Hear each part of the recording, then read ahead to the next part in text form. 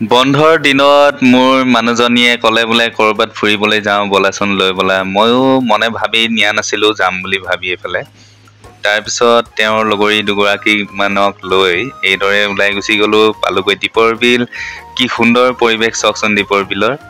তাৰে পিছত গৈ পালোগৈ অন্য এঠাইত, তাতে বগৰী পাৰি খালে তেওঁলোকে। চাওকচোন কি সুন্দৰ জেগা। এয়া হ'ল ৰাণী কপিলী পিকনিক প্লেচ। আপোনালোকে যদি একলেণ্ড গৈছে, একলেণ্ডৰ পৰা অলপ আগত গ'লেই পাবগৈ এই প্লেচটো। তাতে কি সুন্দৰ জেগা চাওকচোন, কি ধুনীয়া পানীৰ কল কল কুলকুল শব্দ।